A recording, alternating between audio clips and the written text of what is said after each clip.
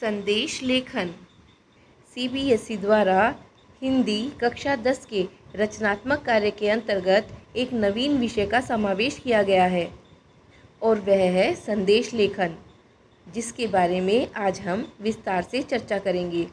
संदेश लेखन अंग्रेजी भाषा के मैसेज राइटिंग का हिंदी रूपांतरण है। यह संस्कृत के सम उपसर्ग, दिश धातु तथा घ प्रत्यय से मिलकर बना है। यदि पारिभाषिक रूप से देखें, किसी व्यक्ति या समूह द्वारा किसी अन्य व्यक्ति या समूह को लिखित रूप में दी जाने वाली जानकारी या विचारों को संदेश लेखन कहते हैं। सामान्य रूप से संदेश का अर्थ होता है सूचना। संदेश भेजने की परंपरा बहुत प्राचीन काल से चली आ रही है, लेकिन प्राचीन काल में संदेश भेजने के माध्यम अलग थे और आज बिल्कुल अलग। राजा महाराजा तो अपने दूतों के द्वारा और यहाँ तक कबूतरों के द्वारा भी संदेश भेजा करते थे। कवि कालिदास ने तो अपनी प्रसिद्ध रचना मेघदूत में बादलों को ही अपना संदेश वाहक के रूप में प्रस्तुत किया। समय के साथ इसका स्थान पत्रों, टेलीफोन आदि ने ले लिया और आज का युग इंटरनेट का युग है। आज के युग की पीढ़ी व्हाट्सएप, ट्विटर, मैसेंजर आदि का उपयोग संदेशों के लिए ही तो कर रही है। संदेश लेखन का उपयोग कई उद्देश्यों से किया जाता है, जैसे कुछ जानने या बताने हेतु, किसी विषय पर अपनी प्रतिक्रिया प्रस्तुत करने के लिए, आपस में संपर्क बढ़ाने के लिए, अपनी भावनाओं को अभिव्यक्त करने के लिए, किसी को निमंत्रण देने के लिए, कार्यालयों में किए जाने वाले कार्यों के लिए, जनता को किसी भी विषय पर जागरूक करने के लिए, साथ ही आपसी संबंधों को घनिष्ठ करने के लिए। प्रश्न यह उठता है कि आपके पाठ्यक्रम में इसे सम्मिलित करने की आवश्यकता क्या है। वह आवश्यकता यह है कि कहने को कोई भी बच्चा रचनात्मक और सृजनात्मक कार्य में बहुत अधिक दक्ष हो सकता है, लेकिन जब तक उस रचनात्मकता का उपयोग उचित प्रकार से ना हो, उसका होना व्यर्थ है। संदेश लेखन के द्वारा बच्चे अपनी कलात्मकता, रचनात्मकता को उचित प्रकार से प्रयोग कर सकते हैं। संदेश लेखन के द्वारा वे अपने भावनाओं को, विचारों को सीमित शब्दों में व्यक्त करने में समर्थ हो सकते हैं। संदेश लेखन में कुछ विशेष बातों को ध्यान में रखना आवश्यक है, जैसे संदेश लेखन का प्रारूप सटीक होना चाहिए। इसकी विषय वस्तु की शब्द सीमा 30 से 40 शब्द होनी चाहिए।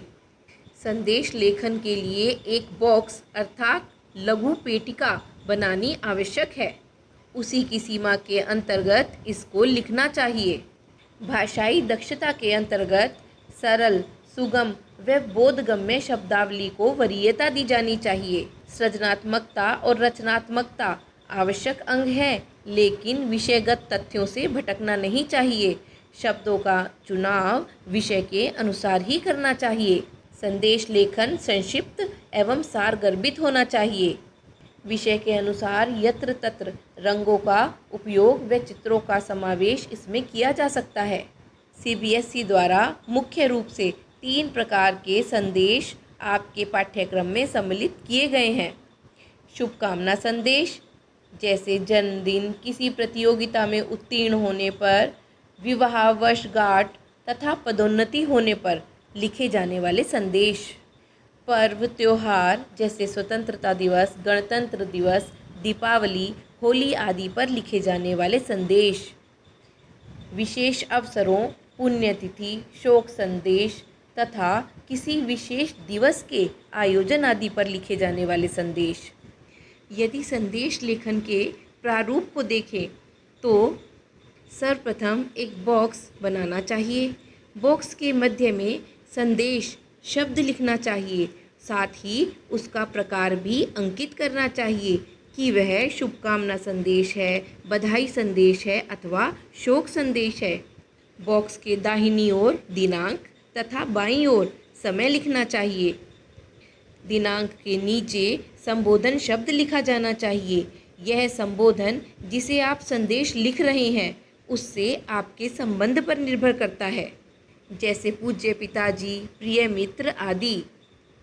संदेश लेखन के बॉक्स के मध्य भाग में उस संदेश को लिखना चाहिए जो हम सामने वाले व्यक्ति को देना चाहते हैं, और संदेश के अंत में प्रेषक को अपना नाम लिखना चाहिए। कभी कभी ऐसा होता है कि हम कहीं बाहर जाना चाहते हैं या हमारा जाना आवश्यक होता है और परिस्थितिवश घर में कोई नहीं होता, तो हमें एक संदेश लिखकर ही घर से जाना होता है। अथवा कभी मम्मी या पापा आपके घर पर नहीं होते हैं, कोई उनसे मिलने आता है और उनके लिए कोई संदेश छोड़ता है, लेकिन आपको भी कहीं बाहर जाना है, तो आप जो संदेश लिखकर छोड़कर जाते हैं उसे इसी के अंतर्गत शामिल किया जाता है।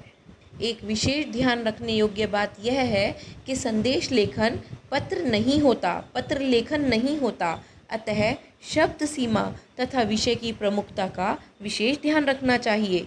संदेश लेखन के कुछ उदाहरण आपके सामने प्रस्तुत किए जा रहे हैं, इन्हें ध्यान से पढ़िए तथा विविध प्रकार के संदेशों को लिखने का अभ्यास कीजिए। कोरोना महामारी विषय पर बड़े भाई के लिए लिखा गया संदेश। बुद्ध पूर्णिमा के अवसर पर राष्ट्रपति द्वारा राष्ट्र को शुभकामना संदेश। बसंत पंचमी के अवसर पर शुभकामना संदेश। गणतंत्र दिवस हेतु देशवासियों के लिए शुभकामना संदेश। विशेष उपलब्धि पर मित्र के नाम संदेश। यदि आप